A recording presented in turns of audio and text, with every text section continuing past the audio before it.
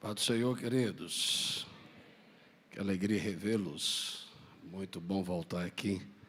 Já tem o quê? Uns 5 anos que eu venho aqui, Vitor? Tem essa data já?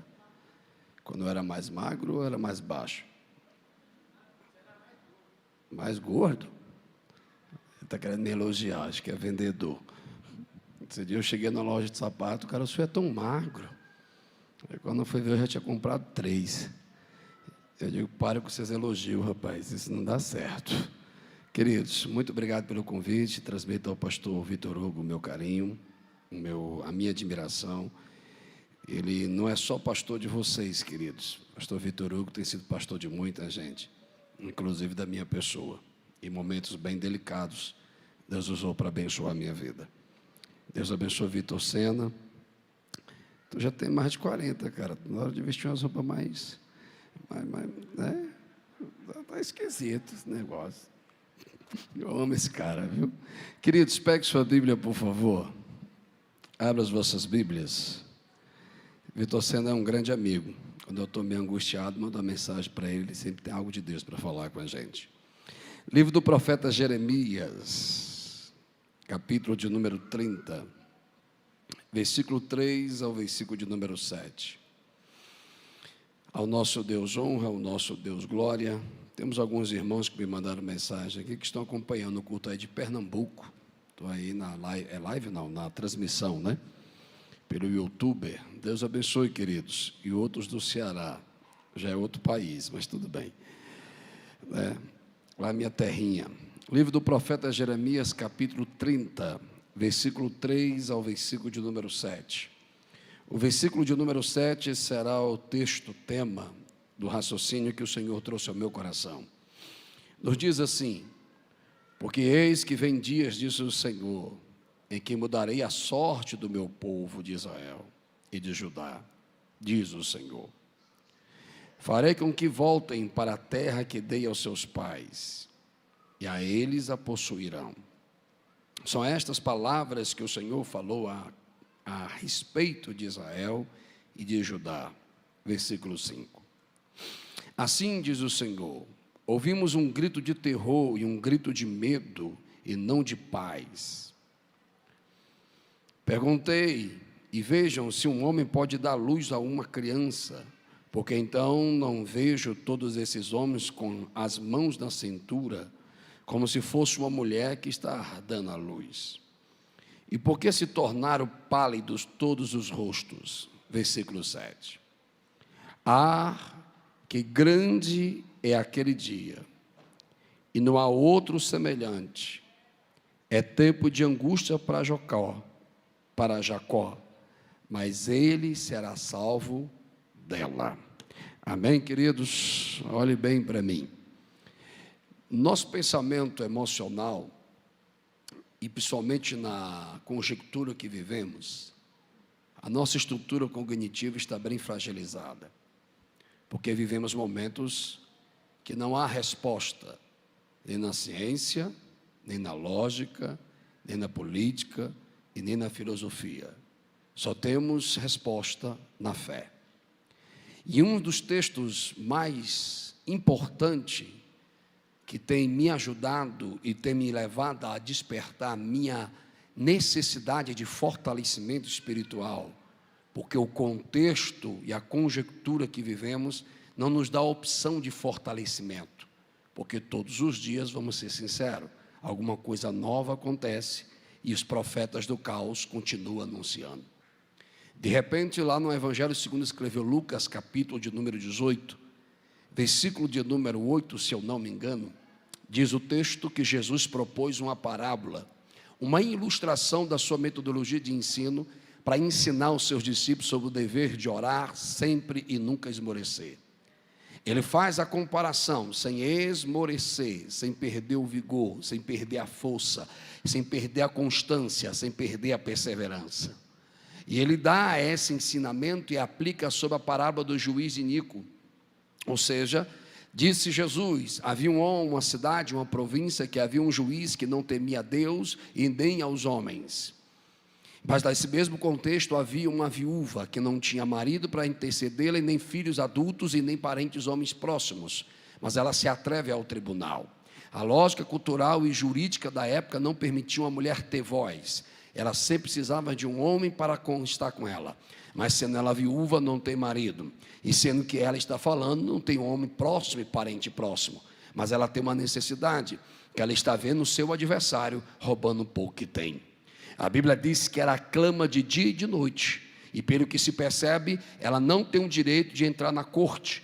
Então ela grita fora. E mesmo fora, ela não desiste.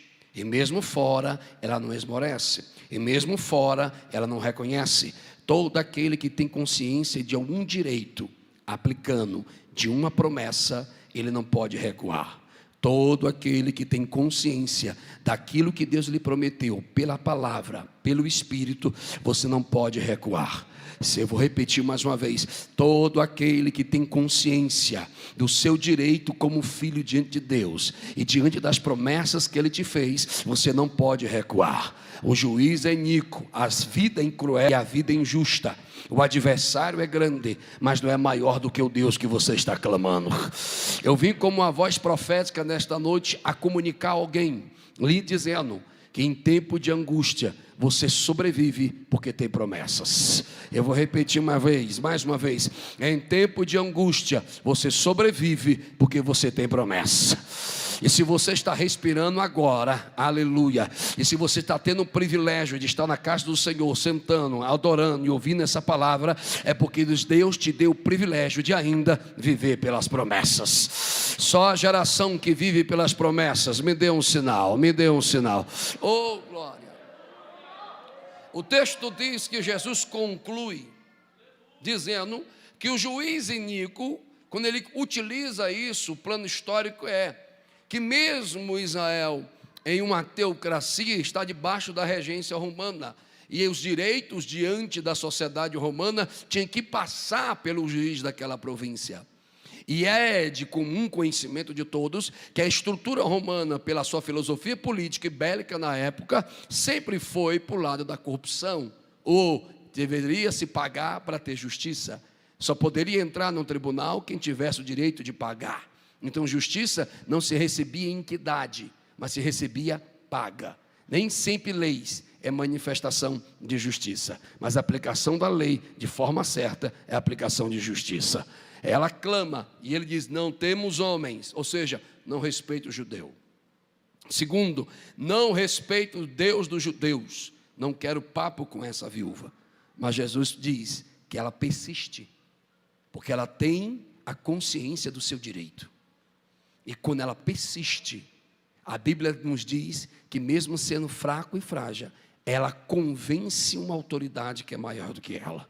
E a Bíblia diz que ele diz: não temos, ele admite, eu não temos os homens, e nem ao Deus deles, mas todavia, ó glória, essa viúva que perdeu, que não tem e que não pode, não tem, perdeu e não pode, mas mesmo assim, ela não para de clamar por aquilo que é direito dela.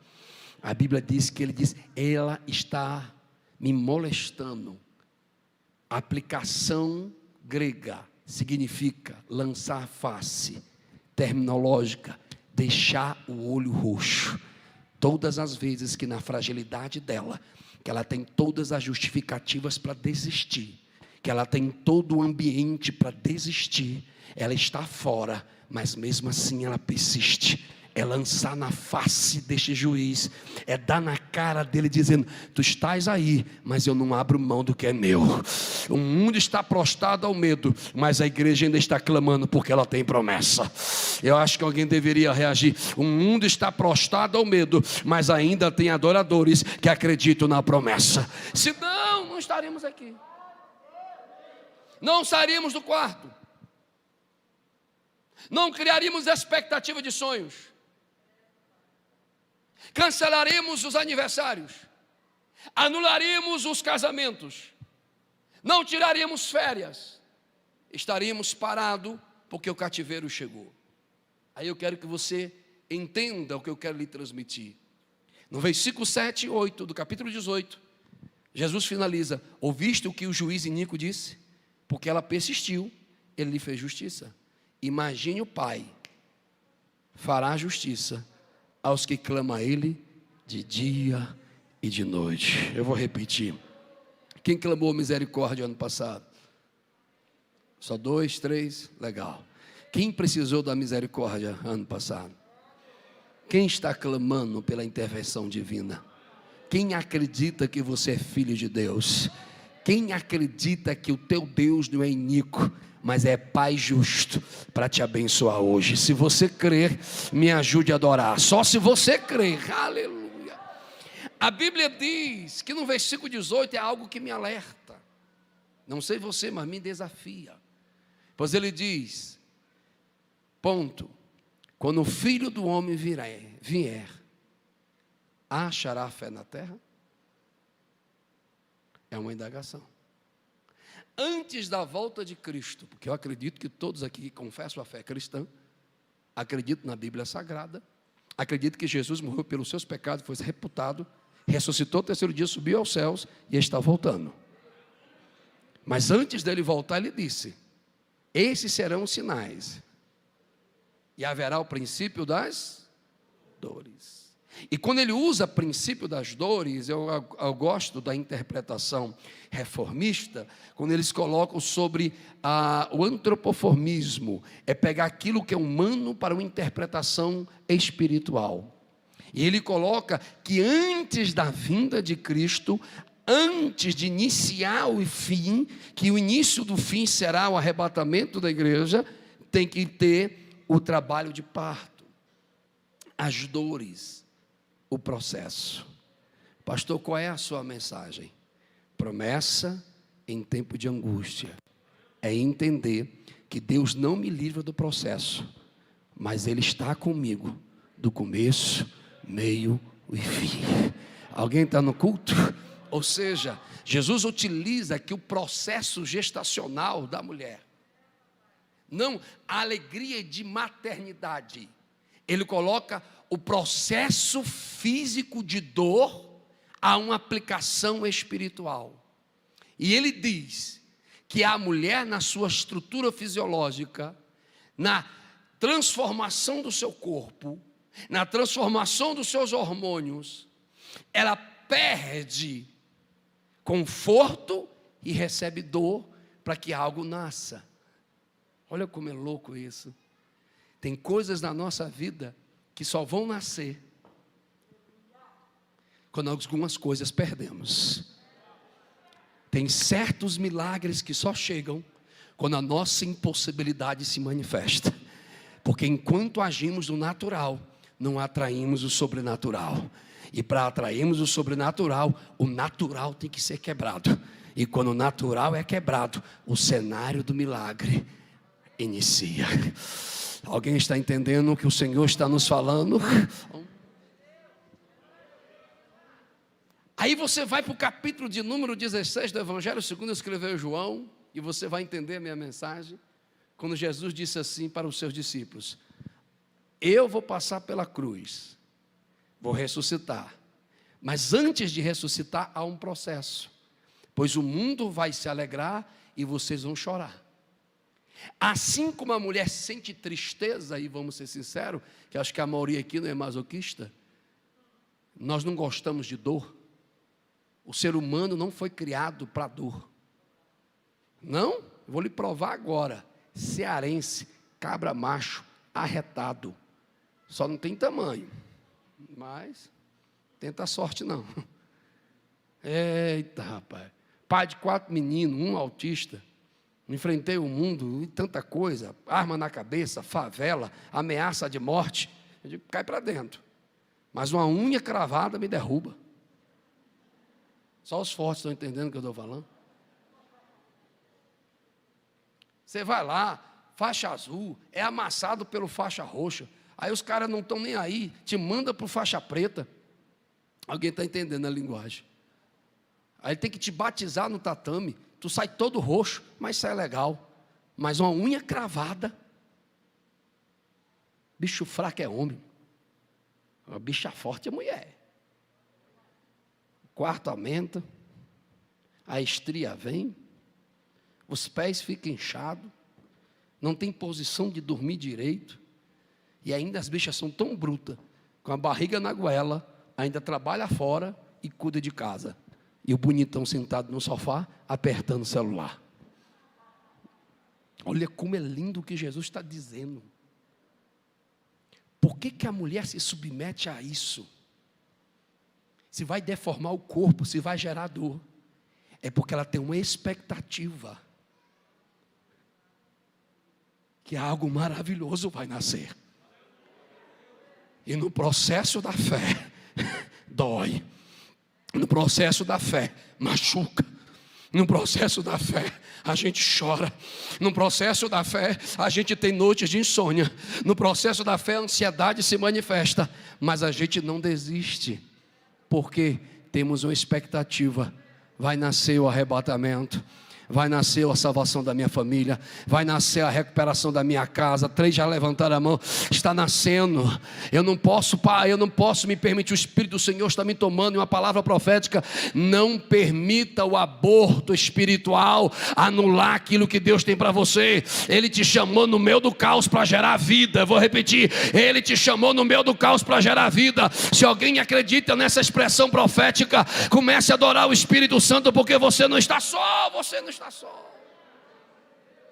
O livro do profeta Jeremias, ele tem 3 linhas interpretativas. Nós temos o tempo biográfico do profeta, o futuro imediato para a nação e a interpretação escatológica do tempo.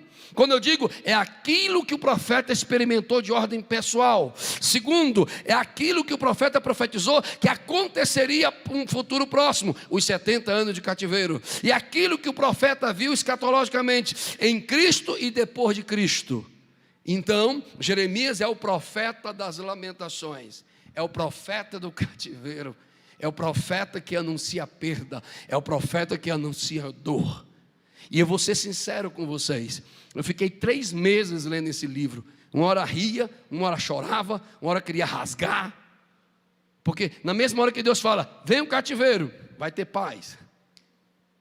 Na mesma hora, estou machucando, mas vou trazer cura. Na mesma hora, não adianta orar que eu não vou livrar Jerusalém, ela vai cair. Mas na mesma hora diz, eu sou contigo. E se a gente for interpretar de ordem humana, emocional, o livro do profeta Jeremias, a forma que Deus fala e a forma que Deus se pronuncia para o profeta, é um Deus que poderia ter um sentimento bipolar. A hora é dor, uma hora é cura, uma hora é paz, uma hora é guerra. Mas Deus nos convida nessa mensagem a te dizer e a mim dizer, não interprete seus dilemas em uma ordem humana, porque você nunca vai entender a sua realidade, porque a partir do momento que você confessa a Cristo, você entra na soberania, e quando você entra na soberania, o amém e o sim é dele. Quem determina na tua vida, eu vou repetir que acho que alguém vai reagir, quem determina na tua vida é Deus, então quem tem a resposta é... Mas nós temos uma tendência a querer compreender nossa realidade segundo a nossa lógica emocional. E alguns teólogos de uma interpretação da psicologia pastoral têm dito que nos últimos 20 anos foi privado da nossa geração o privilégio da frustração e a celebração do não. Porque a maioria da geração pós-moderna teve tudo o que desejou e conquistou tudo o que desejou, por isso celebra mais o resultado e não aprende no processo. E na primeira frustração desiste, não sonha mais, não tem mais jeito. Aí Jesus é o cara, porque Ele tem um plano na minha vida e para a minha geração. E para mim vencer as batalhas futuras, que é o princípio das dores, Ele tem que me dar estrutura agora. E para me dar estrutura agora, eu estou sendo frustrado. Para me ter estrutura agora, eu estou apanhando. Eu estou recebendo um não, para mim não ser menino mimado. Mas na hora que chegar o tempo, acho que alguém vai reagir. Ouve-se uma voz em Israel. Eu, Senhor, faço uma promessa ao meu povo. eu estarei guardando, livrando, cuidando. Mas vos digo, chegará um tempo que os homens vão gritar de dores, não física, porque não são mulheres para darem a luz ao parto, mas vão sentir uma dor emocional tão absurda que vão se desesperar. Mas diz o Senhor, aquele dia será dia de angústia, ponto. Mas eu, o Senhor, livrarei Jacó. Oh, acho que você não entendeu. Quem te livrou março do ano passado foi o Senhor. Quem te livrou foi abril, foi Ele. Quem te livrou julho foi Ele. Quem te livrou janeiro deste ano. E quem vai te livrar amanhã é Ele. Quem acredita que Ele está com você no processo, lance as mãos ao céu e me ajude a adorar. Você não está só.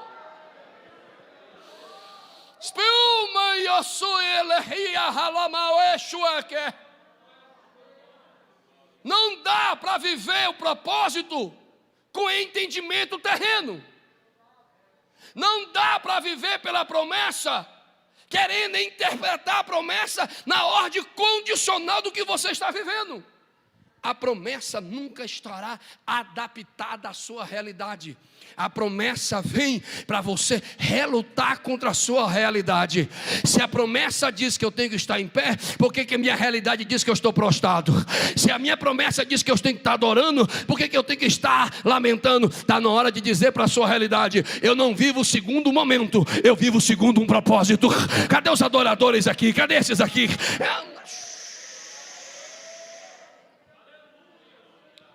Repita comigo, por gentileza. A promessa de Deus é maior do que o tempo de angústia. Eu quero interagir com vocês, porque Vida Nova é uma igreja muito top de pregar. Olhe para alguém que geralmente é seu parente e pergunte: qual é o seu cativeiro? Pergunta.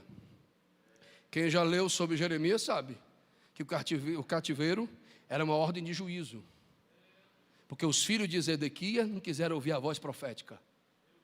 Desculpe, eu vou ser um pouco agressivo, mas eu preciso falar para alguém. Pare de orar para que Deus te livre do juízo e comece a orar para Deus te livrar da causa do juízo. Não entendi, pastor. Tá, tem uma relação sexual ilícita, caiu com alguém que não é crente, engravida, está com medo da vergonha, e a oração é: Deus, não deixe essa criança nascer. Mas a oração deveria: Senhor, não me permita mais estar errando. Senhor, me livra do desejo proibido, me livra da queda. A gente tem mais tendência a orar para Deus nos livrar da consequência e não nos livrar da causa. Hoje o Senhor está te convidando: não te quero escravo dos teus desejos, te quero cheio do meu Espírito. Então eu sei, é difícil glorificar depois de uma palavra. Eu vou repetir: o Senhor não te quer escravo dos teus desejos, o Senhor te quer cheio do Espírito. Alguém está me entendendo? Mas você deve ser responsável. Agora, o cativeiro foi juízo para uns, para outro foi processo de aprendizado. Pois vamos lá. Zedequias era desviado, sem vergonha, não valia uma cibalena vencida. E quando Jeremias foi profetizar para ele, o bicho era tão descarado que ainda riu do profeta. Se fosse na minha época, eu dava uma banda. Ei, mas Daniel não era adúltero. Sadraque, Mesaque e Abednego não era profano. Mas mesmo assim foram para o cativeiro. Esses dias eu tive que refutar um amigo, e ele está com raiva de mim até hoje, porque ele culpou a igreja pela pandemia. E estava... Aí a gente se encontrou no aeroporto, eu digo: macho, vem cá. Eu tive um pouco de medo, porque ele tem 1,90 m. Eu digo: macho, senta aqui. Aí sentado é melhor. Ele sentou. A gente tomou um café, eu digo: bicho, para de falar besteira, velho. Um cara mestre igual você, cara. Você entende que quando Jesus disse que haverá fome, haverá peste, é sinais do tempo. Agora, entenda, quando a adversidade vem e a crise vem, para o mundo é juízo, para a igreja é aprendizado. O dilúvio não veio para destruir a família de Noé. O dilúvio veio para levantar a arca de Noé. Acho que alguém entendeu. Enquanto não veio o dilúvio, alguém pegou, não é possível. A casa estava aqui, o ministério estava aqui, a fé estava aqui, mas só foi as águas da tribulação vir, o barco foi subindo, foi subindo, foi subindo. É assim que está acontecendo com a vida de alguns crentes. Quanto mais as águas de angústia vêm, mais a tua espiritualidade está subindo, sim ou não? Alguém, meu Deus, pelo amor de Deus, alguém está entendendo o que eu estou dizendo aqui? Ei! Não havia fornalha de fogo em Jerusalém, só em Babilônia. Não havia cova de leões em Jerusalém, só em Babilônia. Mas a pessoa errada na cova morreria, a pessoa errada na fornalha se queimava. Mas acho que alguém vai reagir, não é possível. Você nasceu no tempo certo. Você nasceu para a necessidade certa. Hoje é uma noite de espírito de resiliência. Eu vou parar de perguntar o porquê e vou começar a celebrar para quê. O que significa? Se Ele me permitiu estar vivo é porque Ele ainda vai me usar. Se Ele me permitiu para estar respirando é que Ele vai me usar para esse tempo. Cadê os profetas de Deus para esse tempo aqui? Cadê a geração que não desiste? Estou sentindo Jesus. Ele está na casa. Vai ter surpresa na vida de alguém aqui. Aleluia. O processo é doloroso, mas a promessa não falha. Eu vou repetir. O processo é doloroso, mas a promessa não. Pergunta: você está vivendo motivado pelo quê? Pelo momento? Pelo processo? Ou pela promessa? A pergunta é simples, para de ignorância, responda. Se a gente fosse viver pelo momento, se você fosse me perguntar a minha história, minhas dores, humanamente eu já tinha deixado de pregar. O processo, pior ainda. Mas todas as vezes que a minha fraqueza bate, os meus dilemas vêm, a minha angústia me sufoca, as minhas perdas e meus traumas vêm. Eu tenho tudo que é humano para desistir, mas eu tenho tudo que é divino para continuar. E entre o humano e o divino, eu creio que o meu Redentor vive. E de certo, quem vai me ajudar a adorar? Quem declara que você depende dele, ele quer te ouvir agora. Aleluia!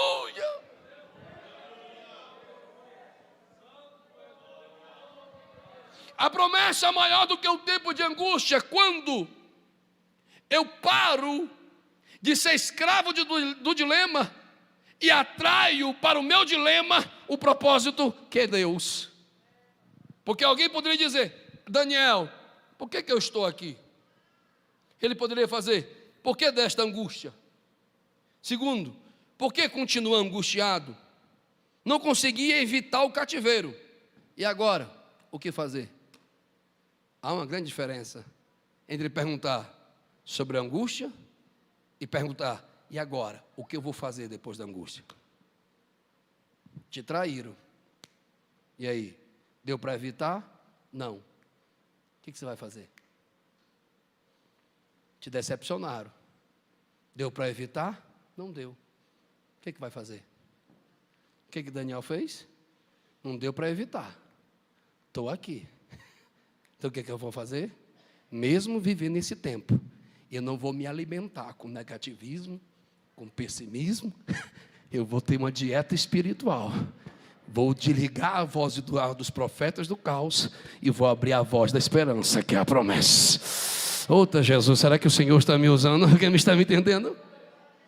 A Bíblia nos diz que Deus é que leva Israel para o cativeiro, mas é Deus que ensina Israel no cativeiro. Aí nós vamos para aquilo que o profeta coloca no livro de Lamentações, capítulo 3, versículo 39. Porque se queixa o homem, se queixe cada um dos seus próprios pecados. Versículo 40. Examine bem os nossos caminhos e voltemos ao Senhor. Levantemos o coração juntamente com mãos para o Deus dos céus, dizendo: nós pecamos e fomos rebeldes, e tu não nos perdoaste. Olha o que o profeta está dizendo. Nós estamos vivendo isso porque alguma coisa estamos falhando com Deus. Então, antes de dar atribuições ao diabo, comece a perguntar: o que Deus está trabalhando em você. Antes de você atribuir os homens a tudo na sua vida, comece a perguntar o que Deus está te tratando. Esses dias eu sendo perseguido por uns vizinhos, eu disse: Jesus, o que foi que eu fiz? Um cara educado como eu, não ligo o som, não ligo o cara vem botar o dedo na minha cara e me ameaçar. Ah, irmão, naquele dia eu fui tentado. E eu disse: Jesus, por que tu permitiu tudo isso? Aí Jesus só me respondeu uma coisa: estou tratando você, não te chamei para ser brabo, te chamei para ser pregador. Não te chamei para brigar, não te chamei para bater boca, eu te chamei para ser crente, salvo e liberto. Eita, nada acontece na tua vida por acaso, tudo tem um propósito. Aí eu vou gritar, ver se alguém reage, e esse propósito não é para te destruir, é para te fazer crescer. E para crescer, Ele tem que te treinar. Eu vou repetir: Ele vai te treinar no choro, Ele vai te treinar no cativeiro, Ele vai te treinar na perda. Não olha para o lado, não, irmão, essa palavra é para você. Não fica olhando dizendo que não está recebendo essa palavra para você. Olha, o cativeiro está aí, mas o nosso Deus é conosco lá dentro. Alguém está me entendendo aqui? Ei! Segundo princípio, não pergunte somente a causa, mas identifique o que você vai fazer com as dores que você está vivendo. Ou as dores que você está vivendo serão justificativas para desistir, ou serão provas de superação. O que você vai fazer com as experiências que você teve em 2020 e 2021? Eu tenho uma. Entrei no vale da sombra da morte, mas o teu cajado estava comigo. Eu perdi uma esposa, estou vivo. Ninguém perde. Se é crente, está com Cristo. Não dá para se consolar com aqui, mas se console com esperança. Porque se a gente for dar invasão, tudo que a gente está ouvindo, a terceira onda é um surto generalizado. A sociedade está doente. Me dê atenção, pelo amor de Deus. A sociedade está doente. E é uma patologia generalizada. Se você entrar num ambiente sorrindo, o teu sorriso vai incomodar.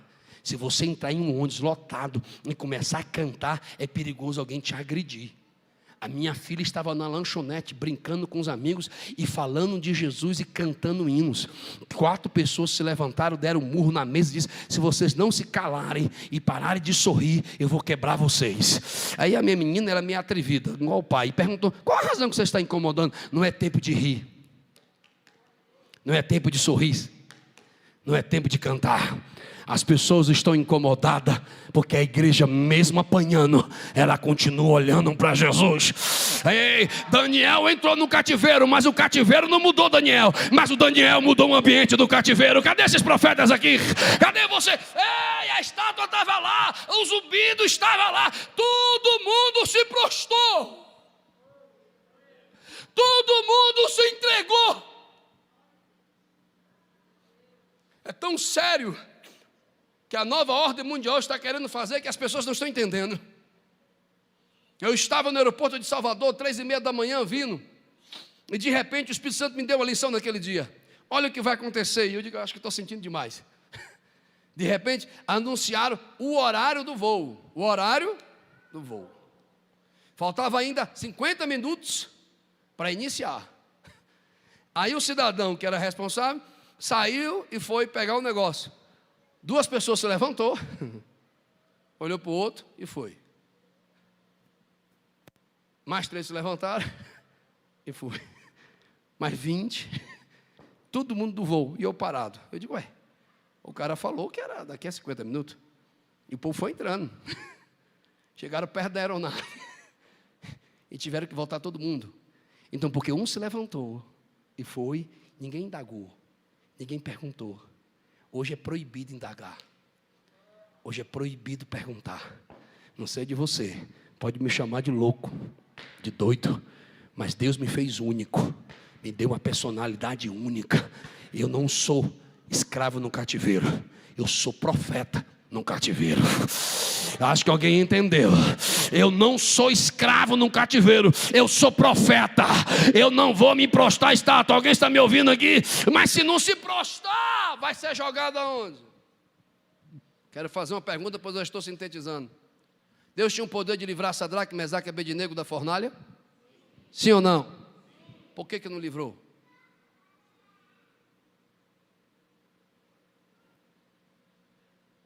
Mas olha a fé dos camaradas. Ô rei, nós não vamos se prostrar a tua voz e a tua imagem. Ah, não? Então vocês vão ser jogados na fornalha. O caba ficou tão arretado que aqueceu 7 vezes mais.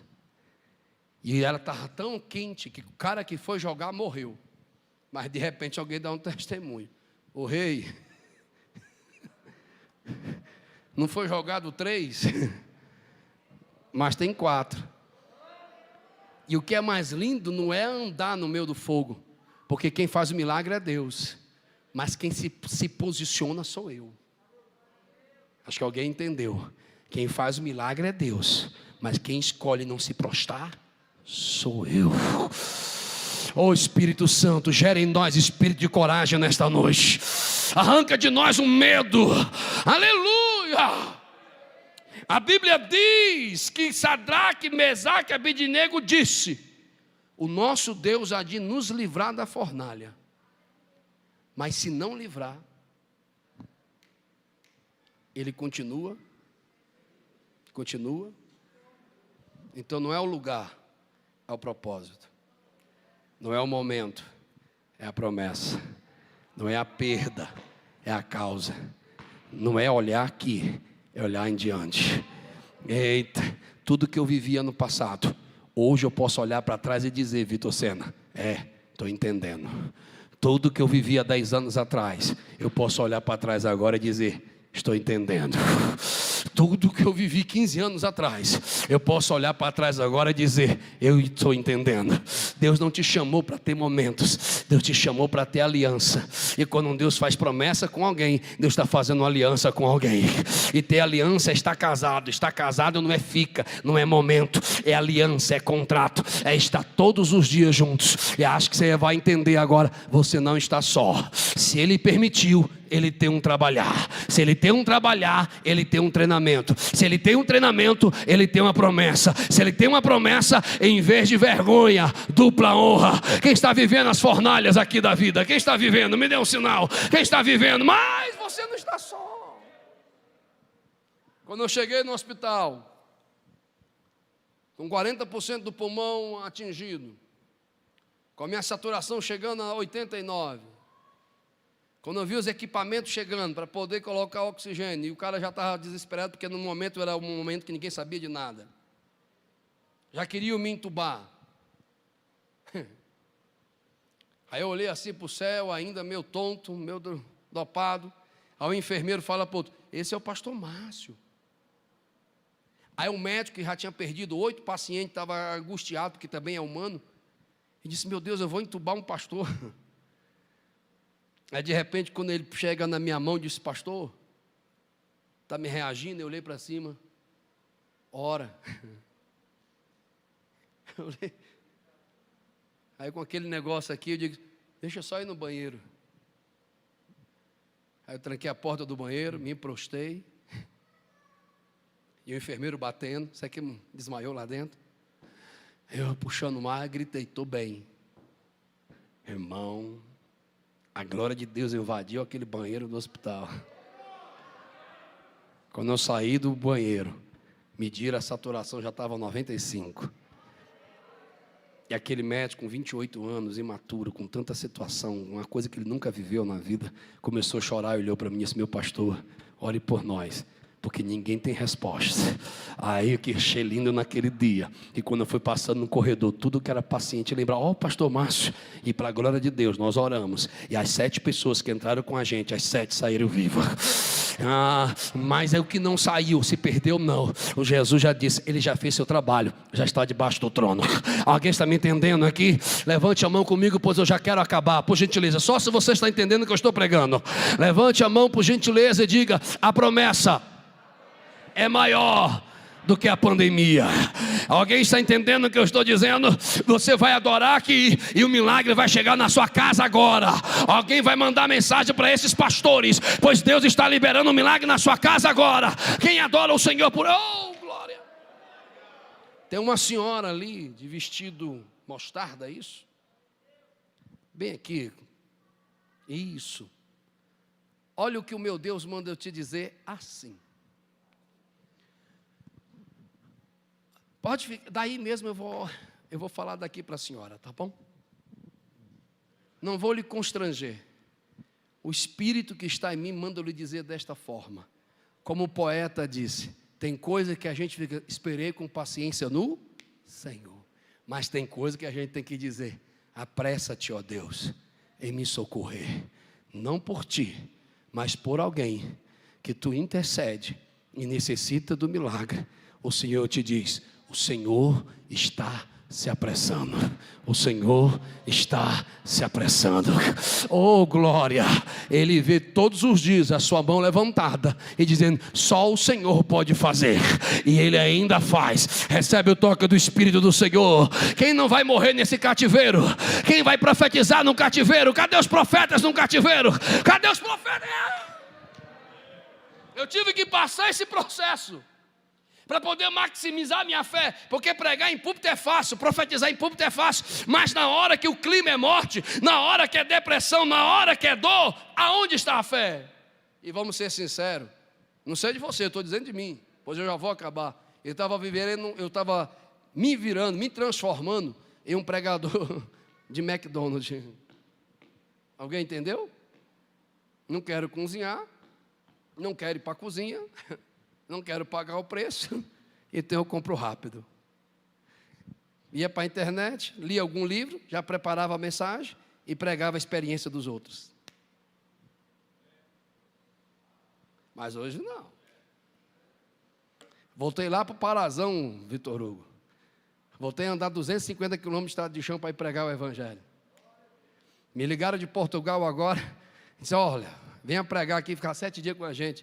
Disse, não posso. Porque eu tenho uma agenda lá no interior do Maranhão. Poxa, vai trocar Portugal para o interior do Maranhão? Vou. Porque às vezes as pessoas que têm importância em Portugal têm importância aqui. Me ligaram do Canadá para viajar agora. Amanhã é 23, é? Não, hoje é 22. Amanhã é 23. O convite era do dia 23 até o dia 27 de setembro. Para ir para uma conferência missionária lá em... Como é a capital do Canadá? Não, irmão, Forquilha é no Ceará. Eu estou falando do Canadá. Toronto, macho. Eu disse para o pastor, não posso. Como assim, Antônio Márcio? Aqui, o Canadá, o senhor já está vacinado? Estou com a Johnson. Então venha, já tem um visto americano? Eu tenho de coisa e tudo. Mas você não vai vir? Não posso. Eu tenho que viajar sexta-feira para pregar em Formosa, e sábado e domingo eu tenho que ir lá na divisa de Rondônia com Bolívia, é isso? Vou pregar lá no meio dos bolivianos. Não posso. Mas antigamente, antes do cativeiro, quem pagasse levava. Eu quero ir para a Europa. Alguém está entendendo o que eu estou pregando? Não estou aqui para lhe convencer, me elogiar. Eu estou lhe comunicando a palavra. O dia de angústia vai vir, mas se você permanecer firme nesse processo, você não vai passar pela grande tribulação, você vai para o arrebatamento. Porque em tudo que você viveu aqui, você está enxergando o seu futuro. Alguém está me entendendo? Essa igreja ainda acredita no arrebatamento? Ainda tem crente que pode dizer Maranata? Alguém está me entendendo? E aqui eu já fecho a Bíblia, porque o que me chama a atenção, Vitor Hugo, que um homem maduro nunca casa com a menina. Alguém pegou? Ele só casa com mulher adulta. O noivo não vem para uma menina imatura. Um noivo vem para uma noiva madura. E a nossa geração ainda não está madura para o arrebatamento. Por isso ele está nos ensinando. Vem para a minha escola, vem. E a primeira coisa que você vai aprender é celebrar o meu não. Que quando você celebrar o meu não, você vai ter estrutura de ouvir o meu sim. E quando você tiver estrutura de ouvir o meu sim, você vai entrar na fornalha, ela não te queima. Tu vai entrar na cova dos leões e eles não vão te devorar, porque você não é dessa terra. Quem não é dessa terra nunca vai ser encaixado e nunca vai ser aceito pelos homens. Se coloque em pé, por favor. Ações que nos conduzem a superar esse tempo. Repita comigo, por gentileza. Eu preciso buscar um relacionamento sólido com Deus. Eita, que igreja boa de pregar. Está sentindo? Eu tô me tremendo aqui. Jesus está abraçando alguém. Oh, tem uma moça aqui, achei massa a sandália dela, amarela, destaca no preto. Quem promete é fiel para cumprir. Quem falou que a porta é dele, foi ele. E quem te prometeu ela, foi ele. Querem roubar, querem te colocar para trás, mas o Senhor te diz: porque tu não agiu com tuas mãos, entregou a ele, ele te faz justiça. E ninguém pode fechar a porta que Deus abre. Oh, Espírito do Senhor, eu vou repetir mais uma vez, isso não é sensacionalismo não, eu estou sentindo uma ação profética. Haverá culto de ação de graça na sua casa, haverá celebração, porque Ele está dizendo.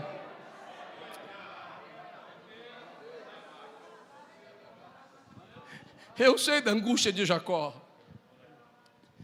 eu sei das noites acordadas, eu sei das dores, das perdas, dos medos, mas eu te digo, eu, o Senhor, te livrarei. Você vai entrar num processo, mas não vai entrar só. Eu vou entrar contigo. E nesse cativeiro tu não vai ser escravo, tu vai ser profeta. Eita, eu nunca falei isso, mas eu vou falar hoje. Eu nunca sou de dizer que Deus dá riqueza a ninguém, mas o Senhor está me tomando e está quebrando o meu ego, porque Ele está mandando profetizar aqui. Vai ter gente aqui que vai enriquecer no meio do caos. Você vai prosperar lá, aleluia, aleluia, lamando. Alguém está tomando posse da promessa. Eu quero que você enche esse pulmão de ar. O teu adversário tem que entender que você não é escravo nesse tempo, você é profeta de Deus nesse tempo. Alguém está entendendo aqui? Ei, Daniel, entrou no cativeiro para ser escravo. Mas silente, olhe para cá, mas Deus o levantou para ser sábio, príncipe e profeta. Tem um moço que está com a mão assim, camiseta branca, não estou nem enxergando direito, mas o Senhor te diz assim: meu filho, está com a mão assim, ó, é tu, velho. Aí mesmo, onde é que tu está, cara? Acho que eu tenho que trocar meu óculos.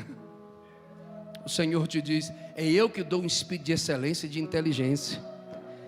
Eu estou inspirando o teu coração para fazer algo, e nesse algo eu vou te enriquecer. Não temas. Lebra, plova, naraçaua. Só permanece na fidelidade, porque o resto Jesus vai tomar conta, diz o Senhor dos Exércitos. Eu estou sentindo o poder de Deus na casa aqui. Há um grande avivamento de Jesus, porque essa casa foi provada. Esse povo foi exigido, esse povo chorou, esse povo perdeu, mas não se perdeu. Alguém entendeu? Perdemos, mas não nos perdemos, porque enquanto tivermos a promessa, se você não reagir, eu vou jogar água em tu, porque o poeta vai dizer assim: ei,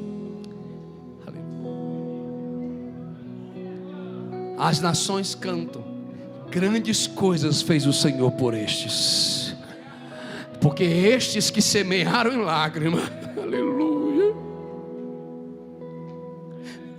vão colher em alegria. Éramos como os que sonham, aleluia. Quando eles entraram em Jerusalém, Vitor, entraram com os pés acorrentados, corrente à cintura e ao pulso e ao pescoço. A condição era: o escravo não pode levantar os olhos. E eles cantavam. Estão dizendo que mesmo na tristeza a gente tinha que cantar. Ou seja, os seus opressores diziam: cadê o Deus de vocês? Canta agora. Mas a Bíblia diz que eles não saíram acorrentados e nem de cabeça baixa. Acho que alguém pegou. Eles saíram de cabeça erguida e cantando. Eita, o seu amor dura para sempre. Alguém levantou a mão, alguém está adorando, alguém está sendo abraçado pela promessa. Está respirando, irmão, foi a promessa. Está sonhando, irmão, foi a promessa. Aleluia. o Senhor diz assim: é eu, o Senhor, que sei o pensamento que tenho sobre vós, não pensamentos de mal, mas de paz, para vos dar um futuro apropriado. Levante a mão, por gentileza. Diga: eu não perdi a minha fé. Agora eu quero te explicar que é uma batalha espiritual agora, irmão. O teu adversário levantou pessoas, levantou situações querendo roubar a tua fé. E hoje ele tem que entender que na sua fraqueza, mesmo na sua fraqueza, você guardou a sua fé. Ei, Filadélfia, tu não negaste o meu nome, tu trabalhaste, tu lutaste. Eu te digo que tu tem poucas forças, mas porque tu guardaste meu nome, eu te livrarei da tentação que virá sobre a terra. Há selo na tua casa, selo de sangue. Eu vou repetir: há selo de sangue. Todo aquele que tem a promessa da aliança, você não está só, você está sendo marcado pelo Deus que nunca perdeu batalha. Então eu quero te desafiar a reagir agora num campo espiritual. Levante a mão e diga, pelo amor de Deus, diga: eu sei em quem eu tenho crido. Diga: o meu Redentor vive. Mais uma vez: o meu Redentor.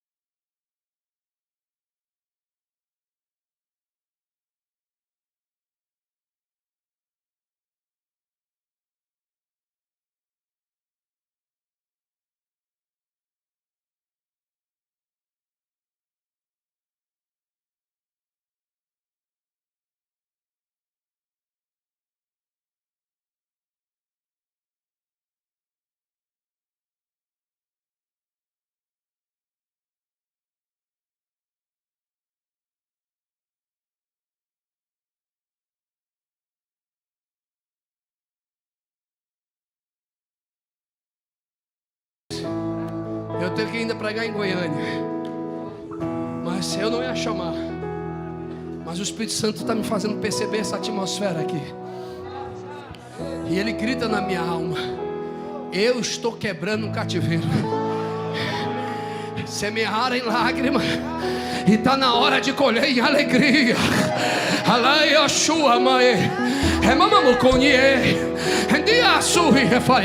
Eu quero orar aqui na frente. Eu quero orar aqui na frente. Quem precisa de um milagre ainda este mês, eu quero orar aqui na frente. Quem acredita que hoje Jesus vai derrubar o cativeiro e tu vai sair cantando um hino de vitória. Quem precisa disso? Quem precisa da sua...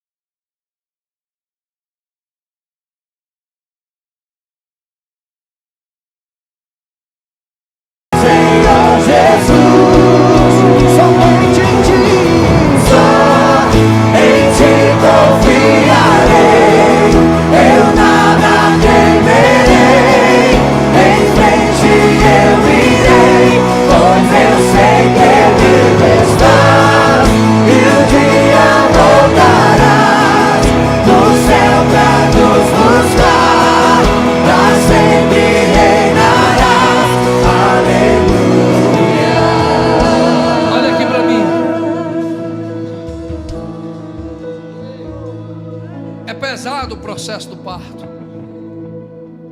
Dói, entristece. Mas quando a criança nasce, nasce o sorriso, nasce o sentimento satisfatório.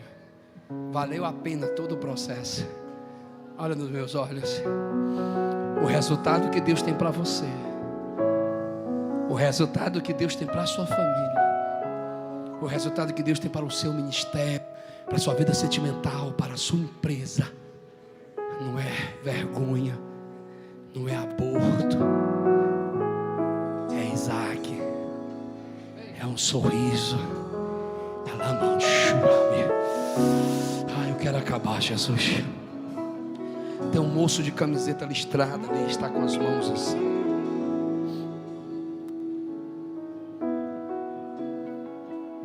A palavra que Deus me diz para você hoje é paternidade. Eu estou te colocando no colo como um filho que precisa ser abraçado por um pai, porque o teu adversário estava tentando roubar a sua fé, te levar a perder a fé. Mas hoje o Senhor te trouxe este culto, porque não era para estar aqui. Estou te abraçando como um pai abraça um filho. Eu estou te enchendo agora, diz o Senhor. Recebe a cura. Lá anda lá. Meu Deus, os casamentos dessa igreja hoje se encerra esse ataque satânico para trazer divisão nas casas, porque alguém ficou de joelho e o Senhor está quebrando esse mal agora. Essa irmã está com a mão assim. A mãe sabia que certas pressões psicológicas geram em nós certas doenças no corpo, porque a tensão é tão grande que desencadeia várias coisas. E tem hora que quando a pressão espiritual vem, a gente também sente no corpo. O Senhor te diz: eu tenho ouvido o teu gemido em dizer: Pai, estou cansada, eu preciso que o Senhor me responda. Eu estou cansada, mas diz o Senhor: aqueles que esperam no Senhor renovarão as suas forças, voarão como águia. Tu não vai sair daqui da mesma maneira que você entrou, porque é necessário o Senhor te renovar, porque a tua casa ainda tem um dono. Receba o renovo de Jesus agora. Abra suas mãos, meus irmãos. Olha aqui para a cabeça do cearense. A angústia é maior do que a promessa? A promessa é maior do que a angústia? Sim ou não? Você é escravo no cativeiro, ou você é profeta de Deus no cativeiro?